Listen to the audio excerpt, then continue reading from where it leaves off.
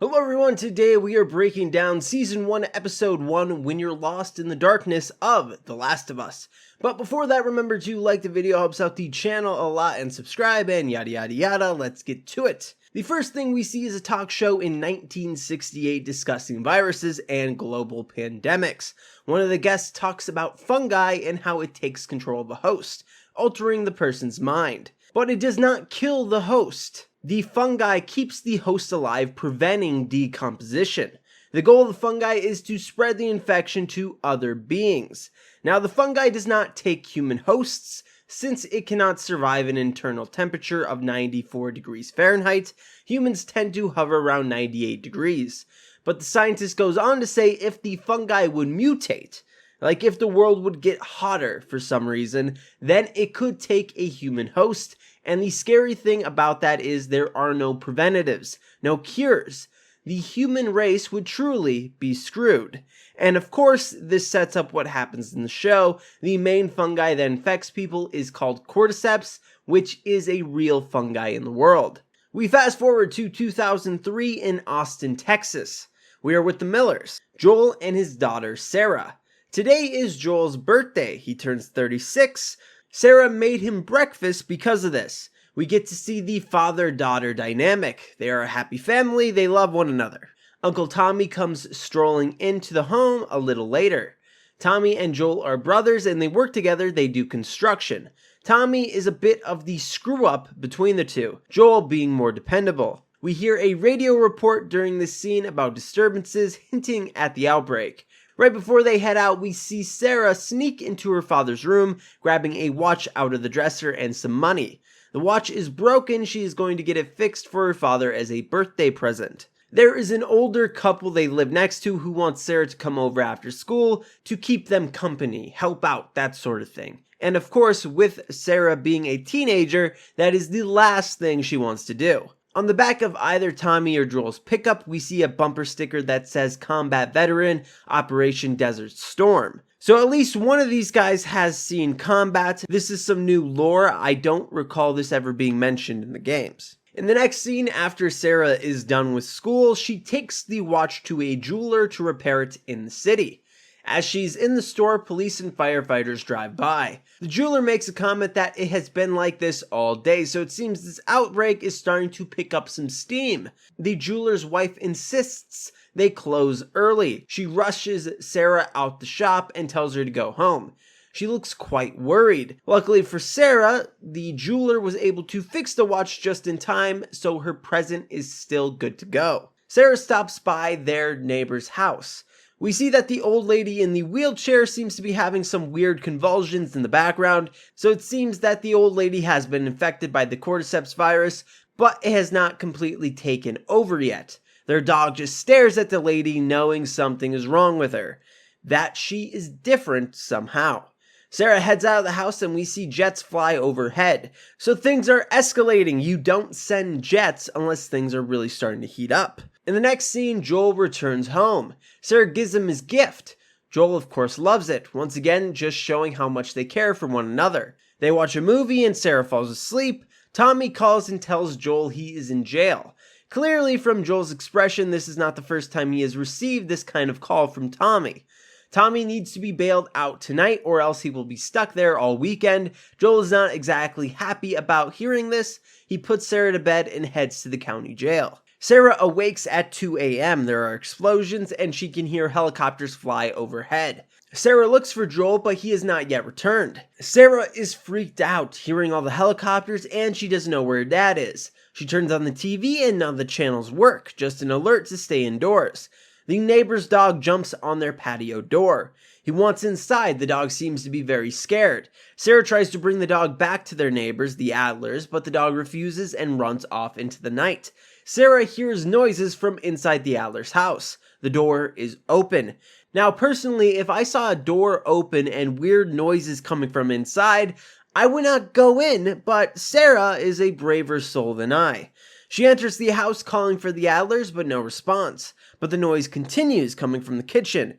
Sarah walks into the kitchen to find that the old lady has killed the other two residents in the house, still munching on one of them. The old lady has now infected the other 2 residents with the fungi, which means they will become infected as well. The old lady was in a wheelchair to begin with, but now has regained her ability to walk and move. And she can move well, might I add. There are almost like tentacles coming out of the old lady's mouth. This is what transfers the fungi infection. This is different from the games. In the games, they didn't have weird mouth things like this. Sarah sprints out of the house. Tommy and Joel just arrive back at the house. They seem to know what's going on. Joel tells Sarah to get in the truck. Tommy has a hunting rifle with him and Joel has a pipe wrench. The old lady comes sprinting out of the house. Joel smacks her in the head, killing the old lady. So the infected, unlike other zombie-like creatures, do not need their brains destroyed to be killed. In the games, Joel could sneak up behind them and choke them out.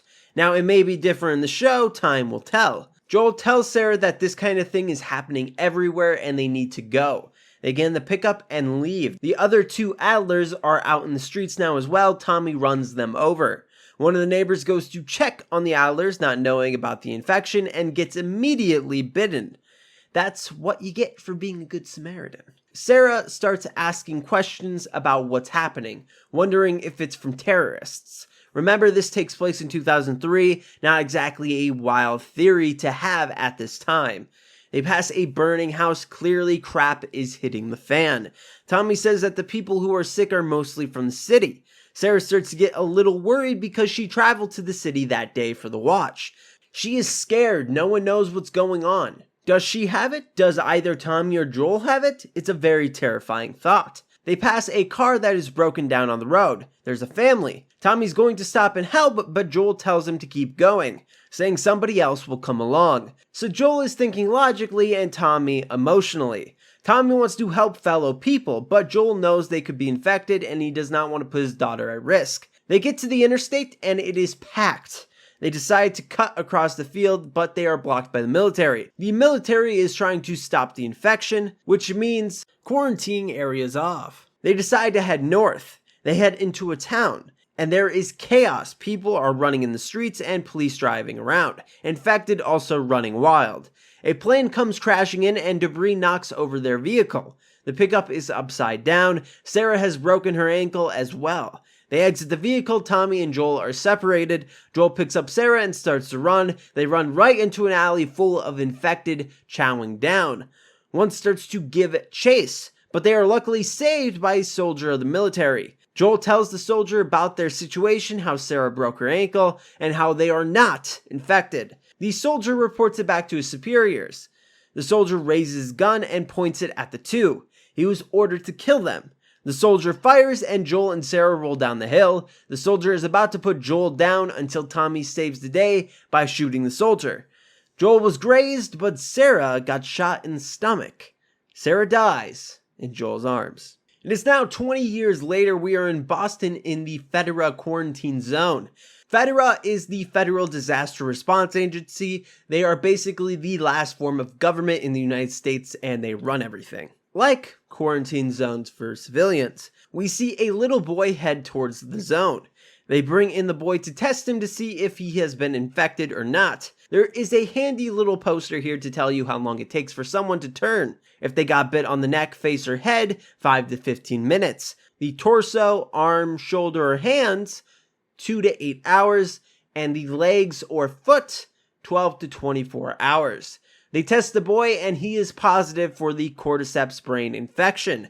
They give him a shot, which kills him. In the next scene, we see a burning pile. It is where they throw the dead that have been infected.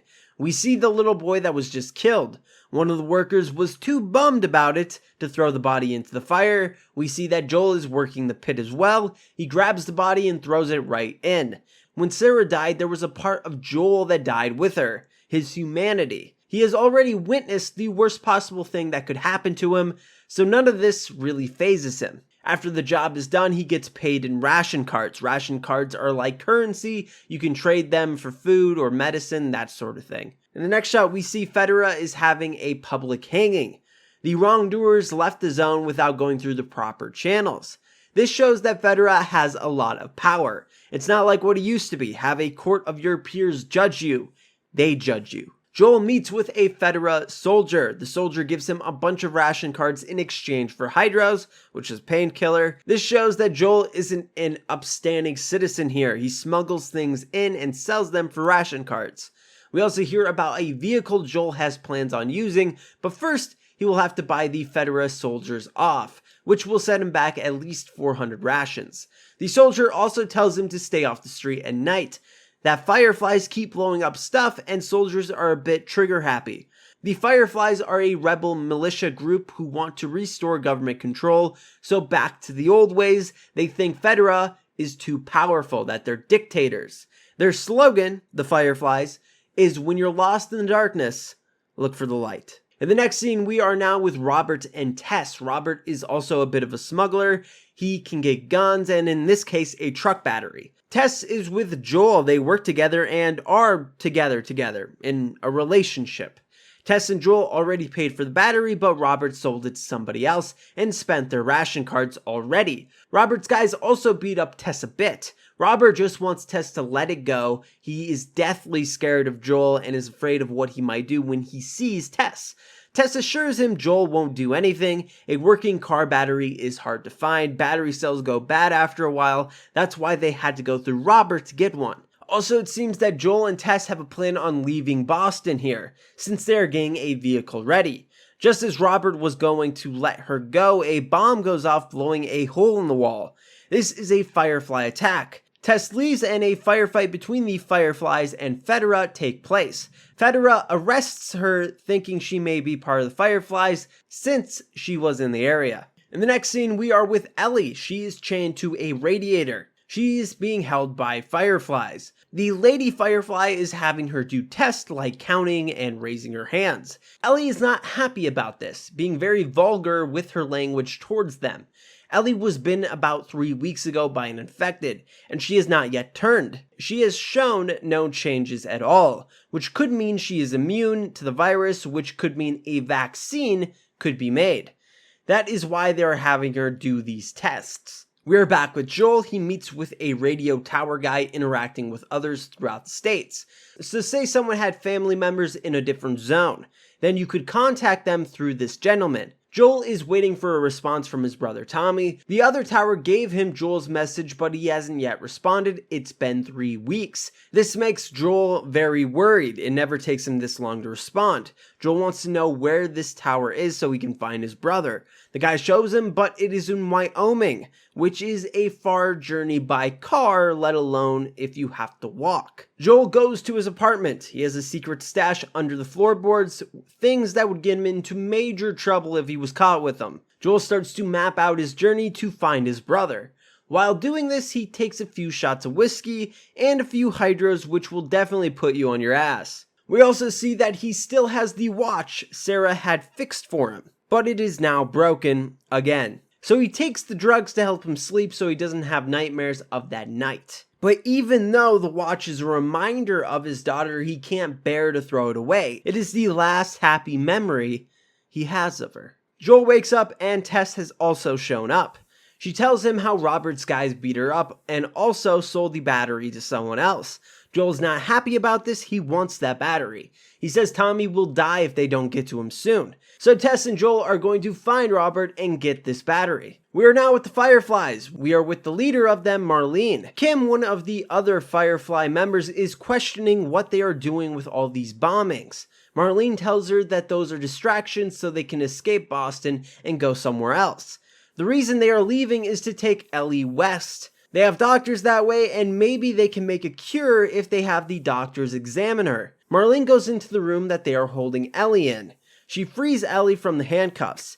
Ellie wonders if she can go, but Marlene has plans for her, the possible vaccine. Ellie was going to a Federa school, which is for orphans. We find out that Marlene is the one who put her there when she was a baby. She knew Ellie's mother. Marlene put her there with Federa because she thought it would be the safest place for her, which is probably true.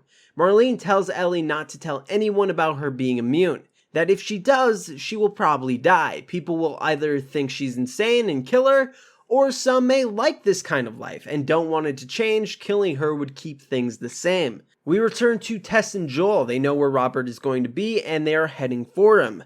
They enter the building and find out that Robert and his men are dead. We also see the battery he was trying to sell. It is definitely not in working condition. So he seems to have been trying to rip everyone off. He took Joel and Tess's rations and he tried selling a bad battery to someone else and paid for it with his life. We find out that the other buyer was the Fireflies, and they took heavy casualties as well in the gunfight with Robert and his men.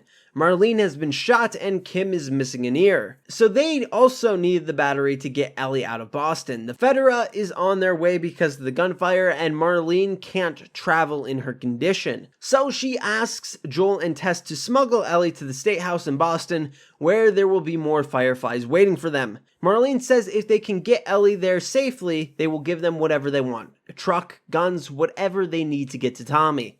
They agree to do it. The three enter Joel's apartment. Ellie finds a book about music. There's a note inside that says 60s nothing, 70s new stock, and 80s has a red X on it. This is a smuggling code they use with the radio, so whatever song they play gives Joel an idea what they got. Bill and Frank run this operation, who we will see in later episodes. Ellie wants to know what the 80s song means, but Joel ignores her and sleeps. Joel awakes and Ellie starts asking questions about what it is like outside the quarantine zone. She has never been outside before and is nervous about it. Ellie then tricks him into giving up what 80s song means, saying that "Wake Me Up Before You Go Go" came on, and Joel immediately reacted to it negatively, so she knows 80s means trouble. This shows that Ellie is quite resourceful. There is a curfew at night, so anybody out is going to be in big trouble. But they are using the cover of darkness to leave the zone. They get on the outside of the wall and almost immediately get caught by a Federa soldier. Luckily though, it is the soldier Joel sold hydros to. But the soldier is being kind of a dick. Joel and Tess try bribing him, but he doesn't sound like he's going to go for it. He starts testing all three for the virus. Now, Joel and Tess do not know Ellie has it. Remember, Marlene said to tell no one. But even though she's immune, she will test positive for it on that device. When he starts to test Ellie, she stabs him in the leg. The soldier wants to shoot Ellie, but Joel stands between the two, protecting her. With the flashlight in his face, he starts to have a flashback to all those years ago when Sarah died. Something takes over Joel, and he jumps at the soldier and beats him to death, or very close to death at least. Ellie stands there and watches and sees what Joel is capable of. Also, this is the first time anyone has ever stood up for her like that, so she kind of admires him for doing it. Tess sees that Ellie tested positive. Ellie then tells them that she is immune and that she got bit 3 weeks ago. Tess and her start yelling at one another and Federa start making their way towards them. The three take off into the unknown. We return to Joel's apartment and we hear a song, "Never Let Me Down Again," which was released in the 80s, so Frank and Bill have some trouble. We then see Tess, Ellie, and Joel head into the darkness. We also see a clicker scream into the night, and that is the end of the episode. So what did you think of the episode? Leave it down in the comments below, and if you want more Last of Us content, please subscribe and like the video. Check out the Twitter link in the description below, and as always, have an awesome day.